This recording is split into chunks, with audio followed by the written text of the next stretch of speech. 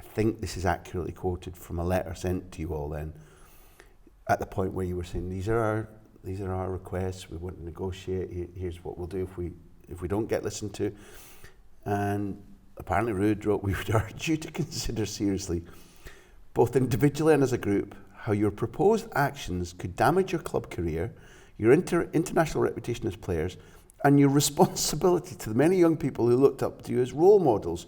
Your current stance of making this into an issue about PFAI representation will not yield any positive results, but will in all likelihood damage women's football and its future development. In context of not just the qualification campaign and going to the World Cup, but the clear spurt in what more respectful professional treatment has done, it's impossible to understand somebody more misguided, selfish, and if that's what you were facing all the time, it's scandalous. I don't understand how it came to that position. Well, it came to that point because we decided not to back down. We did have... No, I mean, how did their such stupidity become ingrained? Well, it's funny because I'm kind of used to hearing things like that. I was getting phone calls. I feel like there was a change, there was a turn at one point, because originally when we were communicating with the FAI, because I was communicating with them, even though I was told not to. It would be better if we didn't communicate. It's better to go through the...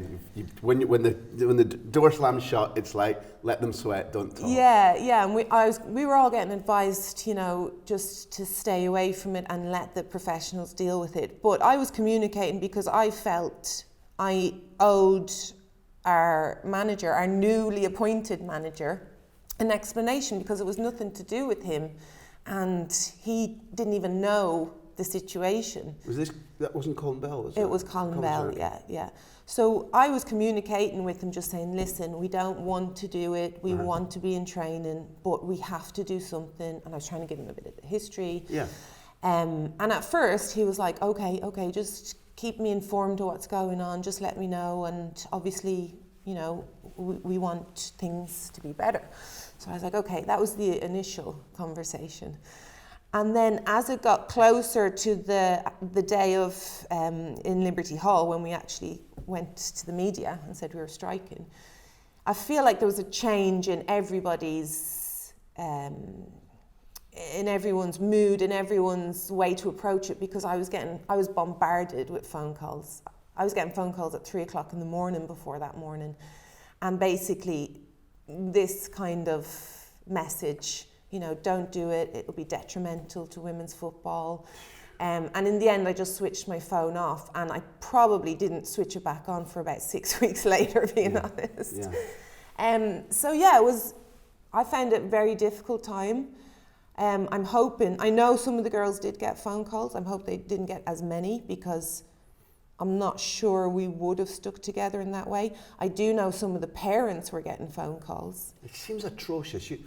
You're not just saying it matter-of-factly, but it's a historical fact. But it genuinely seems beyond bullying. It's such blindness by people for not understanding that the issue was correct, that dialogue could solve it, that probably a better future did lie ahead. It wasn't motivated by selfishness or greed.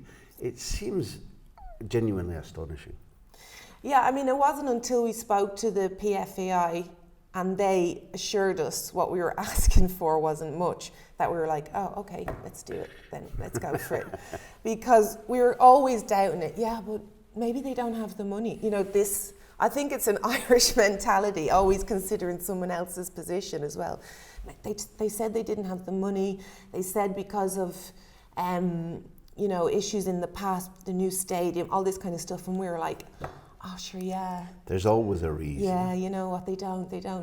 And then in the meantime, we were watching everybody around us, including Scotland, Wales, England for sure, just going up the ladder and improving. And I just thought that, professional-wise, this is just not good enough. And it's not even about money, it's about just a better standard of training, better standard of coaches. Everything just needs to be better. We can't say, and I won't say, from what you did in 2017, there's a direct correlation to winning at Hampden and going to the World Cup. But it's a tributary. It's definitely helped. I mean, I think it's helped a little bit. Obviously, the girls have now the opportunity to train more, which is which is a massive thing. And also just football in general, I think, has been an attribute, because there are careers in football. When I went to England, it wasn't about playing football as a career. It was about playing football as a hobby, and then...